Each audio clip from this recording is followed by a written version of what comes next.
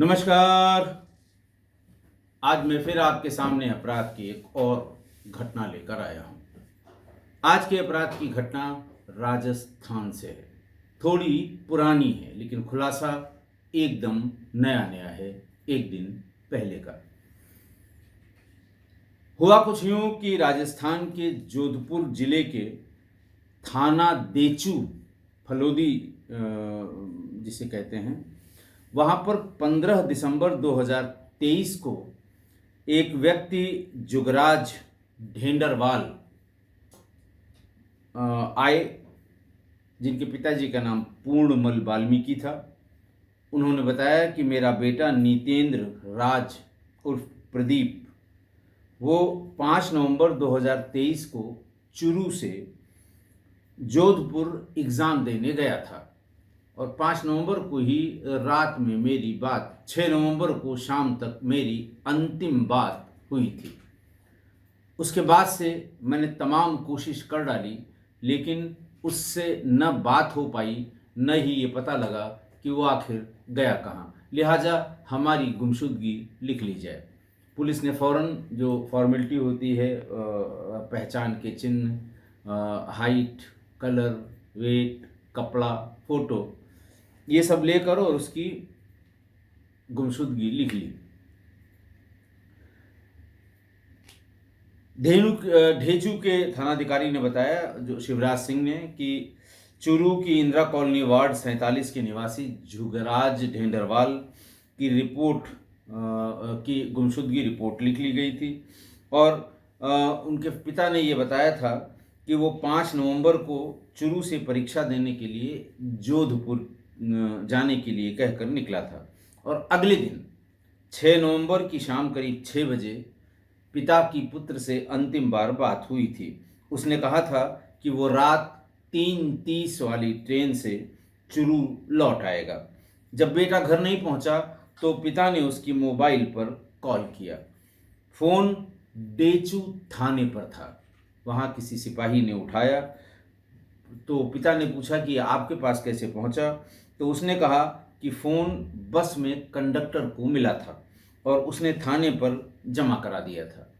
भाग के वो थाने पर गए और उन्होंने उस बस के बारे में, चूँकि जिस कंडक्टर ने लिखाया था उसने बस का नंबर, अपना नाम, मोबाइल नंबर सब लिखा था, तो उससे संपर्क किया और उससे संपर्क करने पर उसने बताया कि मोबाइल जैसलमेर में 6 नवंबर 2023 की रात मिला था। रात करीब 8:30 बजे लड़का जिसका ये मोबाइल है, वो और एक लड़की साथ साथ बस से उतरे थे। वे आपस में बात कर रहे थे। पिता ने फ़ोन को चेक किया। अच्छा, ये सब तमाम जो लिखा पढ़ी हुई, उसके बाद 16 नवंबर को, यानी 6 नवंबर को उससे अंतिम बात हुई थी और उसके बाद शाम को 7 तारीख को उसने फ़ोन किया। थाने पर फ़ोन मिला, पिता थाने पर गए, पता लगा कंडक्टर ने दिया है। कंडक्टर से बातचीत की, कहाँ पे उतरे, कहाँ चढ़े, क्या शक्ल थी, क्या सूरत थी, लड़की की क्या शक्ल थी, और फिर मोबाइल की वापसी की लिखा पढ़ी होते होते 16 तारीख को, यानी 10 दिन बाद उसे उसका फ़ोन मिला। बेटे का फ़ोन उनके पिता जुगराज ढेंडरवाल को मिल गया।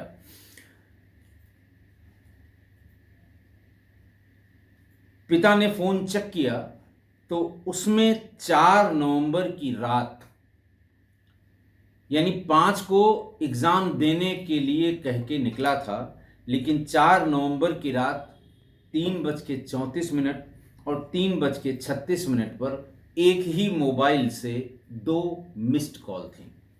इसके बाद 3:42 पर 1 मिनट 1 सेकंड की बातचीत थी। बातचीत उसमें रिकॉर्ड थी। इसके अलावा 7 मिनट की और कॉल रिकॉर्डिंग में उसको मिल गई। इसमें लड़की नीतेंद्र राज, यानी शिकायतकर्ता के पिता के बेटे को वो ज़बरदस्ती कहीं बुला रही थी। उसके बारे में पता किया गया तो ये आवाज़ ममता मीना, उम्र 29 वर्ष की निकली, जो रामसरी नागौर में सरकारी टीचर थी। ये बात खुद दौड़ धूप करके और उसके पिता ने, गुमशुदा लड़के के पिता ने खुद इसको पता कर लिया। अच्छा, लगभग इसी समय में 15 दिसंबर को उसने गुमशुदगी लिखाई थी और लगभग इसी समय में 16 दिसंबर के आसपास जोधपुर जैसलमेर हाईवे पर मोहनपुरी बाबा मंदिर के पीछे एक शव क्या, कंकाल ये मिला था। पुलिस वहां पर गई और उसको ये लगा कि किसी व्यक्ति को मिट्टी के नीचे दबाया या दफनाया गया था और कुत्तों ने उसे बाहर निकाल लिया था। लिहाजा उसको फिर से पुलिस ने गहरा गड्ढा खोद के उस खोपड़ी और हड्डी के बाकी हिस्सों को वहीं पर दफना दिया था। पिता जो है फिर उसको जब वो ढूंढने लगा, सब जगह ढूंढते ढूंढते उसे इस कंकाल के बारे में भी पता लगा। फिर वो फिर से डेचू थाने पर पहुंचा और उसने 29 फरवरी 2024 को, याद रखिएगा कि वो 5 दिसंबर को वो चला था।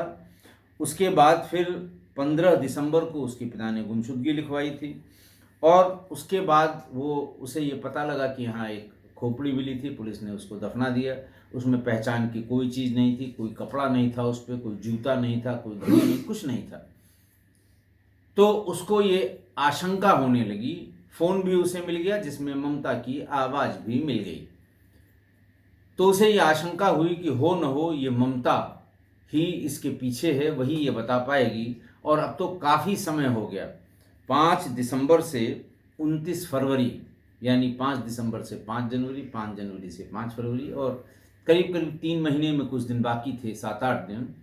तभी उसने थाने पर जाकर और ममता और दूसरे आदमी का नाम जो उस पर आया था, जयकरण, उनके खिलाफ एक नामजद रिपोर्ट कराई और ये कहा कि उसे आशंका है कि मेरे बेटे की हत्या हो गई और सारे सबूत नष्ट कर दिए गए। पुलिस ने फिर इन दोनों को पहले ढूंढना शुरू किया। अच्छा, इस बीच में जब वो बार बार जिद करने लगा तो उसने कहा कि साहब जो खोपड़ी है, उस खोपड़ी का आप डीएनए टेस्ट करा दीजिए। पुलिस ने फिर से उसको खुदवाया नरकंकाल को और उसका डीएनए टेस्ट उसके पिता से मैच कराने के लिए एफएसएल में भेज दिया। और फिर ये तय हो गया, जब वो उसकी रिपोर्ट आई तो ये तय हो गया कि ये वही गुमशुदा लड़का है, यानी उसके पिता से उसका पूरा डीएनए मैच हो गया और वही जिसकी गुमशुदगी उसने लिखवाई थी और जिसके बारे में 29 फरवरी 2024 को उसने एक शंका के आधार पर 22 दफा हत्या और 302-201 का मुकदमा लिखवाया था। ये उसी की खोपड़ी है, उसी का कंकाल है। ऐसा होने के बाद पुलिस ने उन दोनों को ढूंढना शुरू किया और फिर उन्हें 3 अप्रैल 2025 को गिरफ्तार कर लिया। यानी 5 दिसंबर 2023 से ये मामला चलते चलते पिता के अथक प्रयास थे। अपने बेटे के लिए उसने क्या नहीं किया।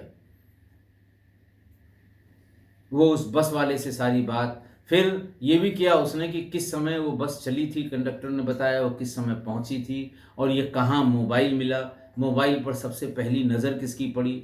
और ये ढूंढते ढूंढते ये उस नरकंकाल तक पहुंच गया, उस मंदिर के पीछे, जो मोहनपुरी बाबा मंदिर के पीछे, वहाँ तक पहुंच गया और इसे शंका हुई कि हो न हो यही मेरे बेटे का नरकंकाल है। और तभी उसने ममता और जयकरण, जो उसके पास 8-9 मिनट की कॉल रिकॉर्डिंग 4-5 कॉल की थी, उसमें एक तो वो पहचान में आ गई, नंबर से पता लग गया कि ये ममता का नंबर है, ममता मीना का। और फिर दूसरा उसमें जयकरण का 2 बार जिक्र था, तो ये पता लगा कि जयकरण भी टीचर है। ममता भी सरकारी टीचर थी और जयकरण भी सरकारी टीचर था।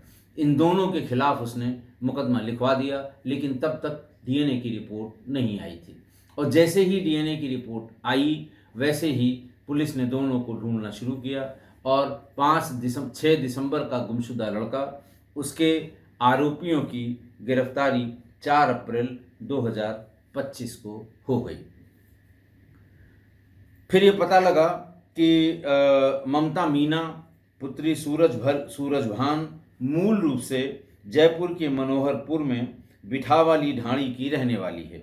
वह नागौर के डेगाना में रामसरी के सरकारी स्कूल में टीचर है।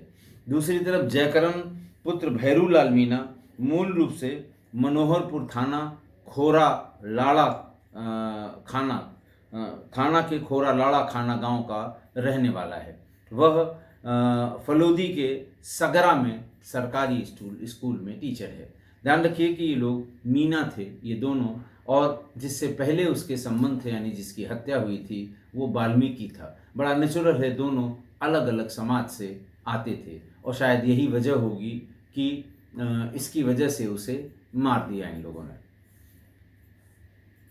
प्राइमा फेसी पुलिस ने जब उससे बातचीत की तो उसने कहा, लड़की ने बताया, ममता ने, जो टीचर थी, उसने बताया कि नीरेंद्र राज उर्फ प्रदीप को वो पहले से जानती थी और उससे उसके संबंध हो गए थे। सब कुछ ठीक ठाक चल रहा था और इसी बीच उसका संबंध जयकरण से हो गया। जाति बिरादरी का भी था और दूसरे वो भी सरकारी टीचर था। धीरे धीरे जयकरण और ममता नज़दीक आने लगे, लेकिन दीपक से उसके संबंध ममता के, इसकी जानकारी जयकरण को हो गई। बातचीत में या फिर फ़ोन पर बात करने में किसी तरह से उसे जानकारी हो गई और फिर उसने ममता से तमाम पूछताछ की। पूछताछ करते करते उसने ये कहा कि देखो भाई, ऐसा है, तुम्हारे बहुत पुराने संबंध है उससे, लेकिन तुम्हें एक को चुनना पड़ेगा। अगर उससे संबंध है, उसके साथ रहना चाहो, मुझे कोई आपत्ति नहीं है, लेकिन अगर हमसे संबंध है तो उससे दूरी बनानी पड़ेगी तुम्हें। ममता ने फ़ौरन कहा कि अरे कोई सवाल ही नहीं है, हम भी टीचर और तुम भी टीचर, हम दोनों के संबंध में हैं और वो तो अभी भी बेरोजगार है, दूसरी बिरादरी का है, लिहाजा मैं उसके साथ क्यों रहूँगी, उसके साथ क्यों जाऊँगी, मुझे तो सिर्फ तुम्हारे साथ रहना है और तुम्हारे साथ ही शादी करनी है। इस पर उसने, जयकरण ने कहा कि अगर ऐसी बात है तो उसे कहीं पर बुला लो और उसके सामने ही तुम ये बात कहो कि जयकरण, मेरा अब से तुम्हारा कोई संबंध नहीं है, अब मुझे उसको, दीपक को कहो कि अब से हमारा तुम्हारा कोई संबंध नहीं है, मुझे जयकरण के साथ रहना है और जयकरण से ही शादी करनी है, लेकिन ये बात तुम्हें दीपक को बुला के उसके सामने कहनी पड़ेगी। पहले तो वो टालती रही कि आज बुला लेंगे, कल। उसने कहा नहीं, इसका साफ मतलब है कि तुम्हारे मन में अभी भी दीपक के लिए कुछ न कुछ है और बेहतर है कि अब तुम उसी के साथ रहो, मेरा साथ छोड़ दो या मैं तुमसे दूर हो जाऊंगा। इस बात पर ममता को लगा कि ये तो बहुत बड़ा मौका उसके हाथ से छूट रहा। उसने कहा नहीं, मैं बिल्कुल बुलाऊंगी और आज ही कल में बुला लूँगी। उसने फ़ौरन उसको फ़ोन किया कि फ़लाँ जगह आकर मिलो। उसने अपने पिता से ये झूठ बोल कर के वो एग्ज़ाम देने जा रहा है और चुरू से जोधपुर जा रहा है, वो वहाँ जैसलमेर वाले रास्ते पर चला गया। वहीं पर वो मिली और उसने फ़ोन करके जयकरण को बताया कि अब मैं इसको लेकर आ रही हूँ, कहाँ पर आना है। उसी मंदिर पर मिलने की बात तय हुई। वहाँ दोनों लड़का लड़की वहीं उतरे और वहीं पर ये मोबाइल उसका छूट गया, दीपक का, और नीचे उतरे। मंदिर पर बैठ के दोनों से बात हो रही थी। इसी बीच में जयकरण ने दीपक का गला दबाकर उसकी हत्या कर दी और मंदिर के पीछे एक गड्ढे में उसकी लाश को फेंक दिया। उसके ऊपर लकड़ी, पत्ती सूखी जो वहाँ पे थी, उसको उसके ऊपर डाल दिया। डाल के फिर दोनों वहाँ से निकल गए। उसके बाद दूसरे या तीसरे दिन या चौथे दिन लोगों ने नोटिस किया, एक तो बदबू नोटिस की, दूसरे जो जंगली जानवर हैं, खासकर सियार, उनकी बहुत घ्राण शक्ति, सूंघने की शक्ति बहुत ज़बरदस्त होती है। वो दूर से ही डेड बॉडी को स्मेल कर लेते हैं और जब वो आते हैं तो झुंड में आते हैं। झुंड में आए ऐसे जंगली जानवरों ने उसकी लाश को बाहर निकाल लिया, खींचते खींचते काफ़ी दूर ले गए और धीरे धीरे उसको नोच डाला। इसी बीच में जब ये उसकी दुर्गंध हुई तो लोगों ने पुलिस को सूचना दी। पुलिस आई और उसने देखा कि ये इसमें सिर्फ हड्डियां और उसकी खोपड़ी बची है, मांस ज़्यादातर गायब हो गया है और जो बचा हुआ है उसकी वजह से दुर्गंध आ रही है। पुलिस ने ये इन्फर किया, पुलिस ने ये अपनी तरफ से ये सोच लिया कि लगता है ये लाश कहीं पर गाड़ी गई थी और इसे जानवरों ने खोद के निकाल दिया। इसी बेस पर उन्होंने वहीं पर जहां वो मिली थी फिर लोगों को बुलवा के गहरा गड्ढा खुदवाया और उसी में वो खोपड़ी और कंकाल और जो बाकी हिस्से सड़े गले मिले थे उसको उसी में डालकर उसके ऊपर मिट्टी डलवा दी कि फिर से इसको जंगली जानवर न खोद पाएं। अब सोचिए बाप ने कितनी मेहनत की।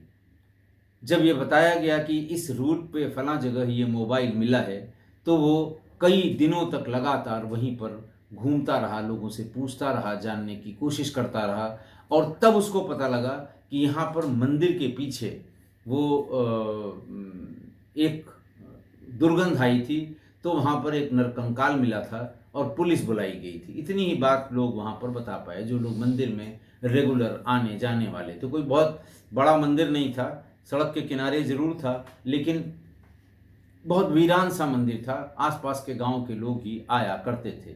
रात के समय वहाँ कोई नहीं आता था, दीपक जलता था और कभी कभी रात में वहाँ एक पुजारी भी रहते थे। संभवतः उस दिन कोई नहीं था और वो दीपक जल रहा था, वहीं बैठ के इन लोगों ने बात की। यही मौका देखकर उसने जयकरण ने दीपक की गला दबाकर हत्या कर दी होगी। तो वो घूमते घूमते वहाँ पहुँच गया, पुलिस से संपर्क किया कि यहाँ जो कंकाल मिला था उसका क्या हुआ। पुलिस ने बताया कि ऐसा लग रहा था कि किसी को गाड़ा गया हो, किसी के शव को जानवरों ने खोद के बाहर निकाल लिया है, लिहाजा हम लोगों ने उसको वहीं पर फिर से गड्ढा खोद के गड़वा दिया।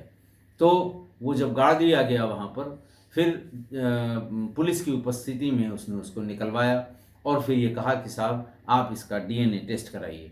और फिर जैसे ही डीएनए की रिपोर्ट आई, अच्छा जब ये मिल गया तभी 29 फरवरी को 29 फरवरी को गुमशुदा बच्चे के पिता ने हत्या की, जिसे वो कहते हैं ना कि हत्या की आशंका की एक एफआईआर दर्ज करा दी थी। और जैसे ही डीएनए मैपिंग की रिपोर्ट आ गई और ये पुष्ट हो गया कि वो वही लड़का है जिसका नाम नीतेंद्र राज उर्फ प्रदीप था, वैसे ही इन दोनों को ढूंढा गया और अभी 3-4 दिन पहले ही उसको उन दोनों टीचर्स को, सरकारी टीचर्स को, दोनों प्रेमियों को पुलिस ने गिरफ्तार कर लिया। गिरफ्तारी के समय तक भी 1.5 साल हो गया था उसके मारे हुए, दोनों की शादी नहीं हुई थी। आज की घटना, नए प्रेमी के आते ही ममता ने तुरंत पाला बदल लिया। दीपक की हत्या नए प्रेमी से करा दी और हत्या का तमाशा खुद भी देखती रही। हालांकि हत्या जयकरण ने की थी, लेकिन सारा दोष ममता का था।